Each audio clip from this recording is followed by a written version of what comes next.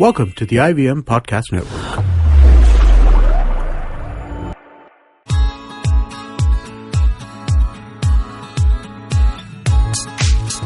Hi everyone, thank you for tuning in once again to the Stylogram Podcast, the podcast that keeps you updated on recent fashion events, trends and celebrity style, with me, your host Malika Singhania. So recently, Paris Fashion Week took place, and I'm going to give you all the key trends from there. So wash and go hair is in. This reminds me of the bed hair movement. But here I'm talking about wet hair that is left loose without combing or blow drying. Secondly, Balmain showed us that color blocking and shiny metallics are super in. Color blocking is pretty much just wearing the same color on the top and the bottom. Punk vibes are back with overgrown tops and jackets. The wild and free feminist movement is also in full swing with slogan t-shirts and half-naked outfits. Now that you're up to date with your weekly dose of the trends, let's move on to meet our very special guest today. I'm pleased to introduce you to Taare Zameen Pe actress Tiska Chopra. Recently, she was in the news for her experience with the casting couch. We hope she can be as open and candid with us on this show today. Hi Tiska, how are you? Very good, thank you. We're so glad to have you on today. It's a pleasure. We're going to discuss lots of fun stuff about your career. So tell me how you started. I started almost as a kid. I was about two and a quarter years old when I first got on stage.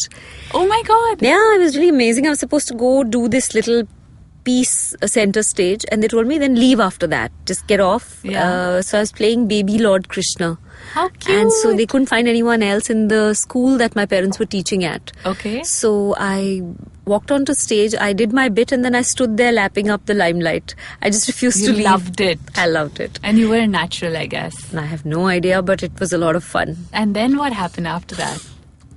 Then school, college, throughout, I was doing theatre, I was writing stuff, getting stuff on stage, and it eventually led to, I think, coming to Bombay. But you always knew that this is what you want to do, that this was your passion. I knew that I like performing arts, whether it is specific to theatre or cinema or... I like performing. I like telling stories, I think, actually. Yeah. That's what it is. And you were at Kasauli at that time? No, my parents were in a place called Sanar, which is the Lawrence School Sanar. Oh yeah, of course. Yes. The boarding school the is boarding there, school. right? So you studied there, is it? I didn't. My parents were teaching there. Okay. And I was born in Kasauli, which was the closest hospital. Okay. So that's how we were in Kasauli. Okay. So then you came to Bombay at what age? I must have been, the first time I came to Bombay, I must have been about 16, maybe 17. And you came primarily for work? I started coming in and out to do advertisements because I kept getting shortlisted for commercials. Yeah. And kept coming here to do shoots. Yeah. And then finally when I came, which was about a year later, was to do my first feature, and I was still in second year. Okay. So I went in and out, and that's how it happened. So how hard is it to get, picked up by an ad agency? Because I know a lot of women in India do want to come into the limelight and want to enter the industry, but it's really hard, right, to get into like advertisements because there's so many girls out there. I've written a book called Acting Smart. Okay. And in that, I've sort of spoken about how you need to stand out. Yeah. And how you need to be noticed. And being noticed is either you're born looking like Giselle Bundchen, which very few people are. So if you don't look like that, then you have to find a way to be noticed. And the way to be noticed is to be entirely and absolutely confident and comfortable in who you are. Yeah. Because even the best looking women sometimes are not entirely confident of their look. They're still stressing about their teeth or their nose or, oh my God, my mascara didn't come out right today, etc. Yeah. So, we obsess about the things which actually don't really show even. What really shows is your sense of exuberance and you're fully inhabiting your own space. Absolutely. I feel exactly the same way. In fact, when I talk to some of my peers about body image and weight issues, and I always tell them that as long as you're confident, it doesn't really matter at all what I think the size of your body, because I've seen the slimmest of girls without much confidence, and it really doesn't matter. It's all about how you hold yourself and how happy you are, and that's really what's important. So which was the first ad that you did? Peculiarly, I did a very odd ad.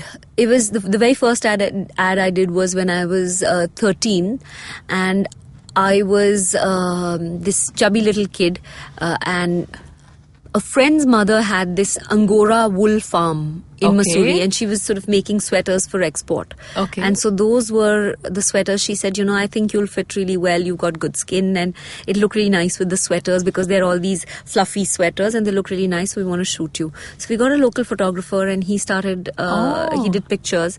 I still have some of them. It's ridiculous. I don't even... And you were 16? No, 13. Oh, you were 13. 13. And 13. Like a chubby Punjabi girl. Yes, happy so kid. Cute. And we did all sorts of fashion experiments with that. Pulled shoulders off, pulled the hem up, hem down with all sorts of things. Pretty cool actually now that I think about it. Yeah, I'm sure. It was at great that fun. age. And I got paid $5,000. I went mad. That's not bad at all. I went ballistic. And my parents were shocked. They were like, हमारी बेटी बिगड़ जाएगी, पता नहीं पैसे लेके ये भाग जाएगी. 5,000 is a good amount. It was a very good Usually amount. Usually it's like 200 rupees or something. So then, huge. Tell us some of the other commercials you did and like your most memorable one of the lot.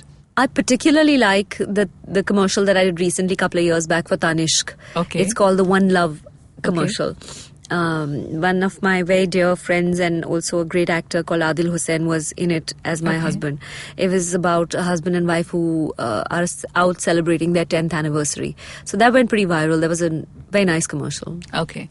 And then, so how does TV serials fit in this whole scheme of things? Because you've been doing commercials now for a while and you've also been doing TV, right? No, not at all.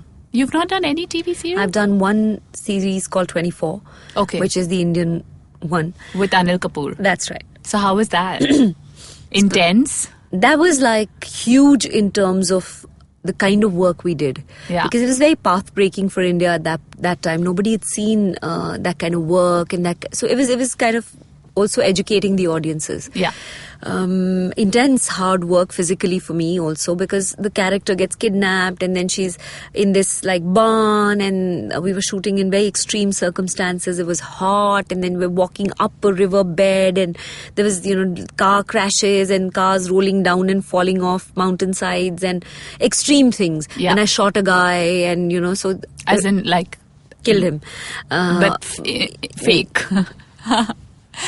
Absolutely fake. Otherwise, scaring me. No, I really shot him actually.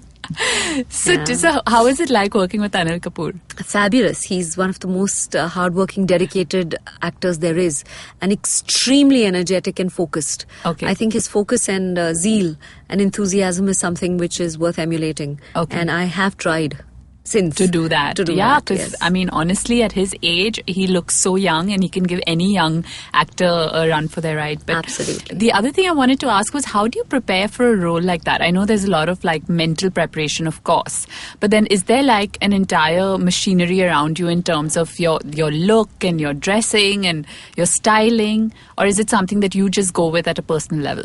So I think there's an integration of two things. So there is, of course, a sort of a color palette that they're going with. There's a certain sort of sense of how they want you to dress, etc. But within that, I think you can sort of say, this is what I prefer, or this is what looks better on me, or this is what suits the character more, or I'll be more comfortable, or those kind of choices. But I think most people have a larger idea of what sort of look they want. Within that, you can make personal adjustments to fit yourself in and the costume into your own life. So you have a stylist and stuff who'll work with you and help you source There the is normally a stylist who's on board with the project in general, and I prefer to go with that because they have the larger story arc, and you the don't color schemes and stuff. Yeah, and you don't want to pop out from the... Yeah. And you want to stay true to your character. True to my character, and also want to stay true to the story. That's more important, because if you do your own thing, then you might just jump out as being somebody who's not fitting into the world that they're trying to create. So I think that's more important. And of course, when I step out personally, I do have a couple of stylists I work with. Yeah, okay, that's great. And I think that's how the Indian fashion industry is kind of changing as well. Since the last 10 years, there's been this whole influx of professional styling and stuff which wasn't available 10 years ago. And that's why I think everyone looks so glamorous and beautiful all the time, including you. Thank you. So tell me about films. And I think really most people know you from Tare Zameen Pe, because I think that was your one film that really did amazingly commercially and critically. That's true. And you did a brilliant job in it. Thank you. Tell us a little bit about your film journey, like from the start. So I was a bit of a square peg in round hole sort of person when I first started, because I was from a completely different family background. My dad is, he sets up schools. That's his thing. He's been a principal for like 40 years. And then my mother and him set up schools. That's their official sort of job. Everyone in my family is either writers or involved in some sort of academia. They're IAS people, they're people in the army. There's that kind of family background. Right. So there isn't anyone who's even remotely connected to the glamour business. Okay. So wait, hold on one sec. So how was that breaking it to your family? It was a bit peculiar, because my dad was like, really? You want to do acting? Isn't that silly? So I was But that is the notion that most people do have. That it's silly? Not that it's silly. I think the older generation is a bit wary of it for sure, for various reasons. But I'm sure they're wary of it, but you know, the idea that acting is silly is something that annoys me no end. Yeah, because it's not. It's a craft.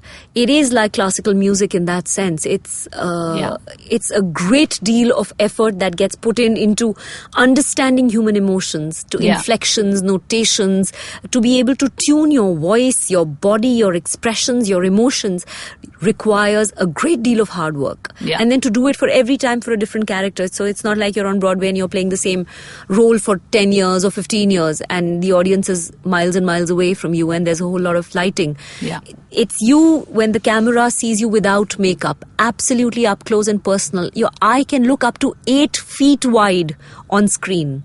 Wow. Just your eye. That's how close people get to you. So then if there isn't truth in what you're telling, then I think you would be in a great deal of trouble. Yeah. Could be. So then you convinced your parents, of course. I didn't. I ostensibly told them that I'm coming here to study, which I did for a while, advertising and marketing at Xavier's at XIC.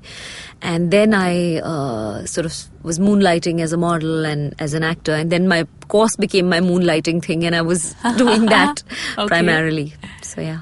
And then how did Tare Zameen Pe happen? So I did a bunch of films starting out, which were all in the worst phase of Hindi cinema, I think, which was the 90s, mid-90s. Why would you say that? You know, if you took the actor out, the makeup could stand by itself. There was such a thick layer of makeup and we were wearing these silly frocks and these silly dresses and these... So I asked the producers of my first film, where are my scenes? They looked at me in the eye and they said, but you have 4 songs. Oh my God, the running around trees is for real at that time. At that time. But that's true for actresses at that time, I think. Actors still got meaty roles, but actresses were still, but altogether the whole kind of cinema that was being made was these sort of proposal projects where they were, हमारे पास ये actor है, इसकी dates मिल रही हैं, चलो let's quickly try and put something together, slap on a few songs and we have a film. Yeah. And, well, they worked to a certain extent. Some did, some didn't, depending on, you know, if it was a festival weekend or whatever and if people were keen to go see that actor and stuff like that. So then I stopped doing film for a while and I did only theatre for a long time. And I trained myself intensely and got deeper into the craft. And one of the first things that popped up at that time was the Tare Zameen Par audition, which I decided not to go for. How come? Because I thought it's better to say that I didn't go for the audition than to not get the part. So I didn't go. And then they called me and they said, weren't you supposed to come? And I was like, yeah, you know, I thought maybe you guys are not auditioning anymore. They said, no, you come whenever you want to come, we're here. So there was no out for me. So I went.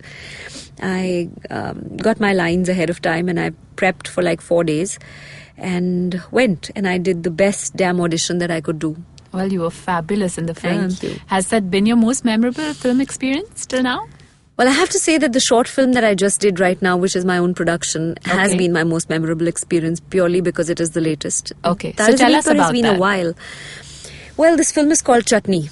Okay. And I used to perform this piece as a monologue many years ago. And it stayed with me and it kept developing ears and legs and a nose and an eye and started taking the shape of a screenplay. And I started writing it and, you know, whatever. So then I met the director and she loved it as well. And so then we both started sculpting it and shaping it into a proper screenplay. And then we narrated it to a couple of actors and they loved it, and then one by one everyone started coming in, and then we got Royal Stag. They have a platform called Large Shots, and they backed us and they said, we love it, go ahead, make it, and they gave us a very nice budget. So we went and we shot the film in Delhi. And you're acting in it as well? Acting in it, writing what is it, your producing role? it. If you can tell us. I can't say much as yet, but I will say this, that it is, you will be shocked as to what it is that is in the film. Is it, give us a hint, is it glamorous? No, it's the opposite. She's your like if she's sitting in a rickshaw when you're sitting in your car, if she's sitting next to you, you won't even notice her. She's an unnoticeable, unmentionable. She's like a wallflower. Yeah, she's completely not a person you would, but something happens at the end of the film which makes you think like, oh my God. Wow, so that sounds really interesting. And actually, that's something that I wanted to ask you as well.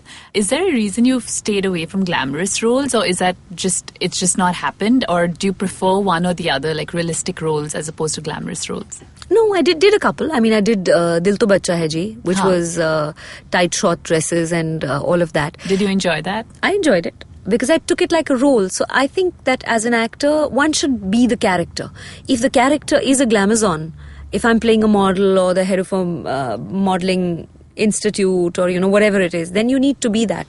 But if you're constantly pushing the pretty angle, then that's limiting. Yeah. Then where is the acting? Then you're just kind of, prettifying that's yourself true. And spend hours doing that. Sure, you look a certain way and then that's that. Yeah. And then moving on. So what would you say, Tiska, has been one of your biggest challenges? I know right now you've been really in the news recently with the whole, casting couch.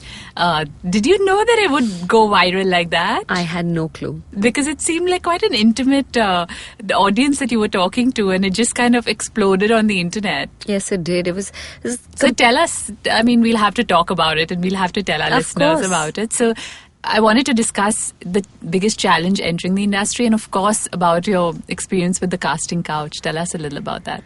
So how that panned out was really peculiar. Roshan Abbas, who's a dear friend, a lot of my other friends like Maria and everyone had done these little stories and vignettes for Commune, the platform that was on. Yeah. So Commune is Roshan Abbas's is baby, and Shaheen is actually here. Her episode just recently aired. Okay. So she was telling us about it. Yeah. So Commune is something which comes from I think Roshan's sense of doing theatre, because he's done a lot of that in Delhi. Yeah. So that sense of doing theatre and doing it in an intimate baithak way. You sit down and you have these. Like Dastan Goi, or you have people telling stories. That whole art of conversing and all of that has kind of disappeared. You know, where people are invested and interested in listening to great stories. So when I saw Maria and everyone do these stories, I was like, dude, I want to do it too. So he was like, yeah, come. We have one session on, whichever, March sometime. So I said, okay, I have this story. So he said, send it to the office. So I sent them, I mailed it to them. And they said, oh, this is fab. Do it. So I went, had my hair person do a blow dry, and I just went, did my own makeup. No, but tell us about what you said. That's what we want to know. What I said was that this was a story. This was a small little story. It was an incident that happened, and these are all personal stories that you're telling. Yeah. And this had happened to me when I first started. The casting couch, right? The casting couch thing. So I thought it was damn funny. That's what I really thought. Did you see it? I did. I thought it was a hoot. I actually saw the whole thing. I found it very interesting. I'm a sucker for Bollywood and all things related to it. And, it's one of those questions that you always kind of wonder whether it's true, because there'll be people who deny it and they'll say, no, it doesn't exist. And there'll be people who say, I'm not quite sure. And then there was you who kind of just went out there and like a mainstream actress and said, I experienced it, and that was a really big deal, I think, for the industry as well. I have no idea what the implications on the industry were, but I just had fun doing it, and there was no malice or there was no intention to sort of do an expose and how everyone picks up on that. You didn't give any names and stuff, so that's that fine. Wasn't the point either. Yeah. The whole point was that this was a story and this is what happened, and I found it funny in retrospect. At the time that it happened, it wasn't funny. Was it scary? It was intimidating. It was not scary because, I knew that I'm not going to sort of go down that route. So it would mean dropping that film. And so you did drop the film? I didn't. Even though you did it? I didn't. I didn't drop the film. I did do the film. So if you watch the video, it was very clear that I ended up doing the film because I was able to sort of find a way out of it. Right. That I remember. You got the wife involved. No. You so haven't tell seen us. the video. No, I did. I have. I'm confused then. Okay, so basically I got all the calls directed to the director's room. Yeah. That was then really intelligent. He called kind you of- to the room and you got all the calls yeah. directed too. So then he kind of lost interest in pursuing that line of But thought. that's great that you actually got to complete the film and it got released and Yeah, stuff. and because I think he had a sense of humor and he figured that. Oh, that's great. So tell us, what do you think is the secret to success in this industry? There's two ways to look at that. One is that what is your definition of success? Okay. So if your definition of success is becoming one of the 3 or 4 main actresses who works for 5 years and does shitloads of films and becomes famous and makes money and then disappears, Yeah. or then is judging reality shows after that and thinks that that's a great way to be, then that's one way to think of success. Yeah. There's another way to think of success, and that's more my way of defining success, is that you genuinely love acting, the craft part of it. Okay. And then you're constantly working as an actor in different roles, in different kinds of mediums and features and theatre, and evolving as an artist. So I think I've been very artistic in my choices. I've constantly made choices where you see unusual things happen, unusual stories, great stories. I picked Tare Zameen Par because I thought it was a great story, not because it was... we had no clue what it was going to turn out to be. It was supposed to be a very small film. Anand was not supposed to direct it. Okay. So, It just went with your that way. gut. So that sense of understanding what success is for you cannot be the generic understanding of success. I think you have to define what it means What it to is you. for you and what makes you happy, because everyone gets happiness out of different things. Different things. So, well, on that note, let's take our short break and we'll be right back with some super fun trends and fashion tricks.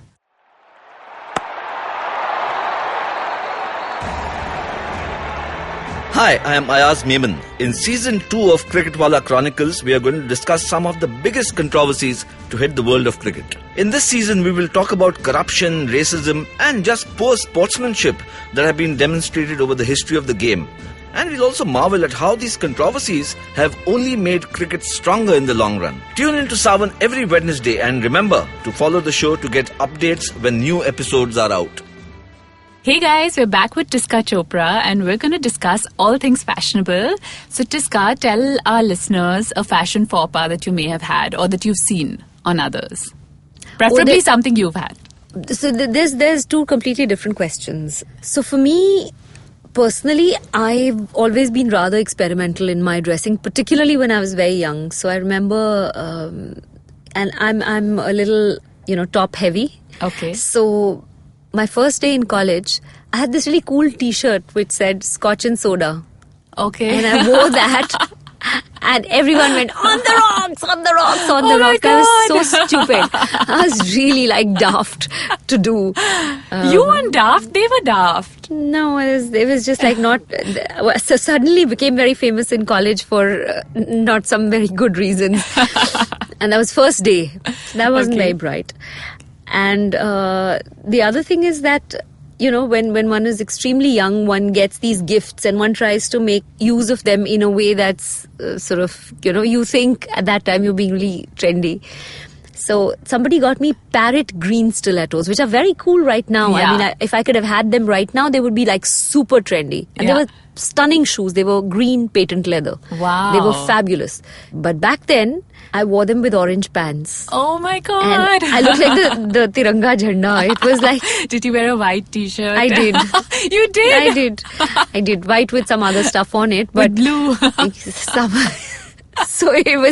that was quite random. I remember that still. Yeah. And coming from there, I don't think I'm a good person to comment on other people's fashion choices because, if someone who's done that, then, you should just best shut up and go back into whatever hole you crawled out of. But I think it's great at that age to experiment. And I think also a key lesson that you learn is that how fashion just, it just keeps coming back. And like you said, those parrot green heels now would be so in and they'd be so super. cool. Yeah. Are there any trends do you watch out for trends, and are there any trends that you've particularly noticed and that you've liked right now? So I don't follow trends because there's something intrinsically in me which I think I would have been a fashion forecaster. I think I would have been good. So I'm thinking, let me get something in velvet for this winter. I'm feeling like velvet, and Velvet is in.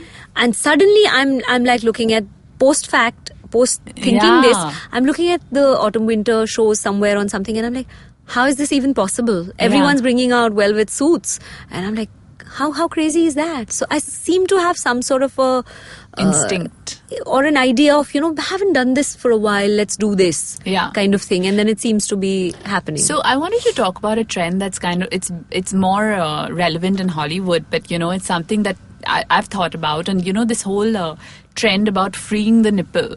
That have you heard about it? What do you think about it? I mean, I'm not particularly for it because I feel like there is a certain elegance that comes with a woman, and I think this whole complete, we can dress up like men, and we don't have to kind of wear undergarments. I don't particularly endorse it. I haven't given it too much thought, to be honest, but I wouldn't like to see nipples on men or women. You know, I mean, it's just like... No, but men, if they go bare-chested, then you see it, right? Yeah, but I mean, then women should just go bare-chested and not wear anything on top. Then if that's if that's their ambition, I mean, for the ones who want to do that, then you should just go topless and just not wear anything. Yeah. But then trying to not wear an undergarment and then... wear something slinky, which is kind of there but not there. Yeah, I think it's like a halfway house. So not really. I think it's a trend that I hope is going to pass quite quickly. Any tricks? We were just discussing your beautiful skin. What's the secret to it? Other than the Punjabi genes. Malai. Yeah? Good old-fashioned Indian dudh te malai. Okay. That's what. And how often do you apply it? I eat it. Oh, you I'm eat not it? talking about Okay. applying it. I would lick it off my face. I love malai, so I eat it. No, but there's nothing that you do? There's no beauty regime? I just make sure that I keep my skin very, very clean. I do not sleep with makeup, and if I'm not working, then I just don't wear any makeup. So I just let it be. Like as you see, luckily we can't be seen right now, so most of the people who are listening to this won't see how I'm looking. You're looking fab. I don't know what you're talking about. So then I don't apply Pink base. cheeks and everything. So thank you, but I don't. That's because you're staring at me and I'm blushing. No, but I think it's great to remove the makeup, but it's so tiring sometimes after a long night to remove. It's mandatory. It's mandatory, and I drink at least. I mean, you can see that I'm carrying my water bottle around. Yeah. So I drink a minimum of 2.5 liters of water a day. Eat fruit and keep my skin clean. I think those are just basics. No application at all. No other external application. So as a rule, if I'm eating a papaya, then I'll rub some of it on my face. Okay. So it's just natural fruits and besan and malai and those kind of things. A good sunblock. Yeah, that is sunblock crucial. is very important, Very especially in Mumbai. Yeah, so I use a moisturizer which has at least 15 SPF. Yeah. And that should do it unless you're going to be in the sun extensively, in which case you can try something stronger. Right. But that is mandatory for India. Okay. And for my skin, it's very sort of light in color. Yeah. So it tends to get pigmented and it starts peeling. So I have a problem with that. Okay. Well, we're going to take notes of that in the studio, and we'll be right back after this short break. Hi, I'm Tejas. Hi, I'm Jishnu, and we are the nerds from Geek Fruit. If you're a nerd, this is exactly the kind of show you didn't even know you were looking for. And if you don't believe us, you can check out Geek Fruit exclusively on Savan. May the force be with you. You nerds. And we're back with Tiska Chopra. Tiska, you ready for our super fun rapid fire? Fingers crossed. Yep. Okay, let's get started. What's been your favorite acting experience? This short film that I just did, Chutney. Okay. When did you realize you were famous? In college, when I wore the Scotch and Soda t-shirt. Who has the best style in Bollywood according to you? Kangana. Okay, I agree. And in Hollywood? I think people are fairly interestingly dressed there. I don't say there's any one single person, but several people. Okay. What would you wear on the red carpet? A pantsuit. Okay. Worst thing about the industry? The toilets. Okay. What's your Sunday afternoon like? Mostly working. Really? Yeah. Wow. What is your most precious possession? I think my sense of humor. Oh, that's true. Complete the sentence. Every woman should? Take a deep breath and love herself first. Yeah, I agree. Who's the most iconic star? Of India? Any? To me, Meryl Streep. Okay. One thing you must have in your closet? A great white shirt. What's the dumbest question someone has asked you? और आपको shooting में मजा कैसे आया? One unfulfilled dream. To work with Meryl Streep. Favorite Bollywood movie of last year? Of last year, I like Pink. Yeah. Pink was this year, though. This year. I can't segregate like that. What were the choices last year? I think we had Ram Leela was last year, or was it the year before that? I think Ram Leela was last year, and I think that lot. Mary Com. I haven't seen that. Queen. Queen was 2 years back or 3 years back. Oh, was it? Okay. Yeah. So then, Yeah. I guess we'll go with Pink. Yes. Most promising newcomer? I like Vicky Kaushal. Okay, who's he? He acted in Masan. Oh, okay. What's the last thing you do before the curtains go up? You mean as in stage or as in life? Anything. It's up to you. I say a quick thanks to the universe for putting me on stage. Okay. And if you're talking about life, then I hope to say the same. I hope to say that that's thank you lovely. for this wonderful life. And lastly, what makes you smile? Most things. I'm a happy smiler most of the time. Touchwood. Well, thank you for that super fun rapid fire, Tiska. And now we're going to answer a few questions from the internet. What's challenging about bringing the script to life as an actress? To be able to find things that are similar between you and the character. Okay, that's what helps. That's what really helps, because either you bring the character to you or you go to the character, and it depends on the character that you're playing. Is there a great deal of commonality, or is there a great deal of so if there's a lot of difference, then you'll have to walk the distance to the character. But if the character's pretty close to you, then you pull it up to you. Yeah. So that's the sort of So finding. is it easier to disconnect or to be involved with the character? It's for a while you should be involved with the character. Okay. And how is Bollywood different from Hollywood? I haven't done a Hollywood film. I've done international films, but I haven't done anything in Hollywood yet. So I'm perhaps not the best person But in to comment terms of on the that. industry, if there's anything? I think there's a great deal of emphasis on writing, and people are there by choice. Yeah. Each person, so on a couple of the international projects that I worked on, everyone is doing that job because they want to do that job. In India, a lot of people are here, sort of rolled around here and there and said, मेरे को तो वो नहीं मिला, तो हम actor नहीं बन पाए, तो हम assistant director बन गए, and that kind of thing. So there's a level of disenchantment with the job. They're not really invested in doing that job to its best. And Yeah. that, I think, that chalta hai attitude is not comfortable for me. Okay. Well, thank you, Tiska, for all those honest answers. It was so much fun talking to you, and we really Likewise. laughed and had a good time. Thank you so much. Thank and you. see you soon. See you very soon. See you. Thank you. Thank you so much for tuning in to yet another episode of the Stylogram podcast. You can stay in touch with us on Facebook at Stylogram Official and on Instagram at Stylogram_official. Also, don't forget to subscribe on iTunes and on SoundCloud. Until then, like I always say, keep it stylish.